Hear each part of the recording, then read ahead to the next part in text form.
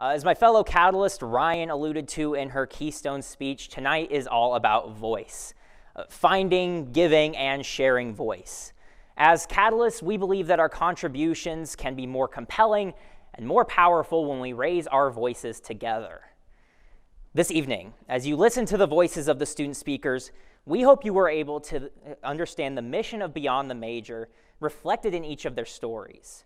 Each student on stage is learning to deepen their purpose, create and harness opportunities for impact, and tell their unique narrative about who they are and their opportunities for their contribution. However, none of this would be possible without the power of reflection. As Beyond the Major Catalysts, our mission is to inspire lifelong curiosity and student agency. We're driven through the values of curiosity, self-advocacy, and agency. And we aspire to empower our peers to recognize the value of reflection as a self-catalyzing practice. The speakers you heard from tonight are learning to use their unique narratives to reflect on the experiences they've had, the communities they've impacted, and the contributions they aspire to. They demonstrate that the process of reflection is deeply personal. In Ryan's keynote address, we witnessed the power of symbolic and spoken word poetry as a means of reflection. Janice and Andrew demonstrated the ability of reflection to be research-based. Nathaniel offered his reflections as a timeline of lived experiences and moments, demonstrating that reflection can happen over a series time. Now, Taylor and Darren modeled physical movement and music and creativity as methods of reflection.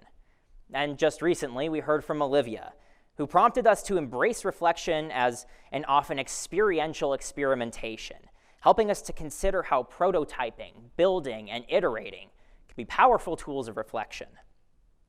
While each speaker's reflective practice is personal and unique to their experience, they all allude to the fact that reflection happens in communities, in collaboration, and in conversations with others.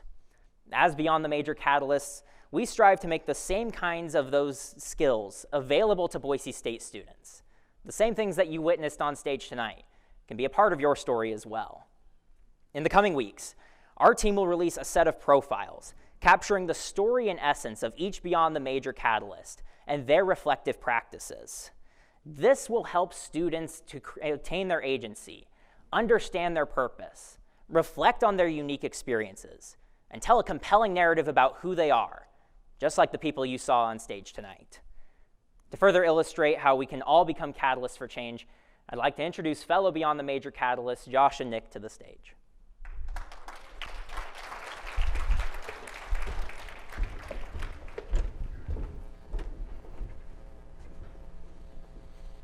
As we've learned, and you've seen it here tonight, that to be a catalyst for change is required that we act in community with each other. Now I'm going to say that just one more time. That to be a catalyst for change requires that we act in community with each other. When I first came to Boise State, I was unable to articulate my own narrative. As a first-year student, I wasn't yet sure how I would connect the idea of who I thought I should be with the stories that I was telling other people. And when I first came to Boise State, I thought my identity was only confined to my major. And as a first-year student, I noticed every single conversation seemed to revolve around what I was studying, not who I was or who I wanted to become. The real turning point came when I was asked, Nick, what makes you, you? And the real turning point for me was when I was asked, Josh, who do you want to become? It was in this moment I realized how incredibly valuable the development of my own personal narrative truly was. And it was in this moment that I realized that personal development, it's not an isolated task or an isolated moment.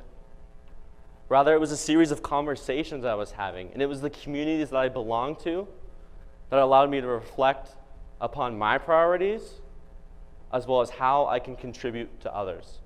Together, as Beyond the Major Catalysts, we've had the opportunity to deepen our understanding of purpose, reflect, and tell our own stories. So together, we've crafted a mission statement, cultivated our empathy, we've understood campus needs, practiced design thinking, we learned to tell our stories, learned to value our stories. we got mostly comfortable with ambiguity, We got asked tough questions. we asked tough questions, We kept going. and most importantly, we experienced the inherent value of reflection. It is this inherent value of reflection in this community that has allowed me to begin to tell my own story and answer the question, Nick, what makes you, you? And understand that everyone can do the same.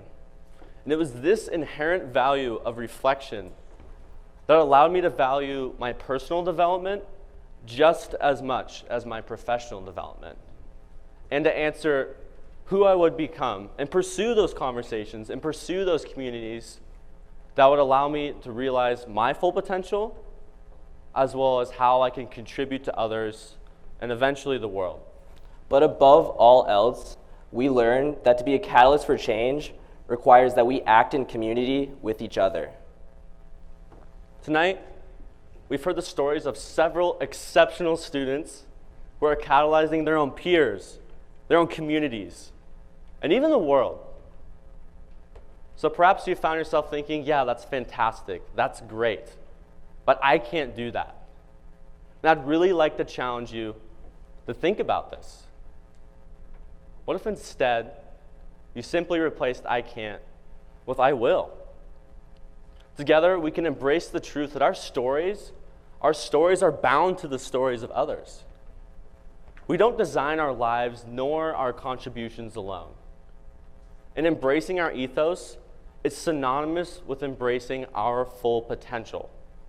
So no matter who you are, I promise you, you are a catalyst and you're capable of contributing to the communities to which you belong. Whether you're a catalyst for voice, a catalyst for coalition, a catalyst for inclusivity, a catalyst for creativity, a catalyst for innovation, or are still learning about your own purpose, we are all capable of being catalysts. We hope that the stories you heard tonight inspire you to reflect on your own purpose, but most importantly, that you use your ethos for good, because to be a catalyst for change requires that we act in community with each other. So, how and for what will you use your ethos?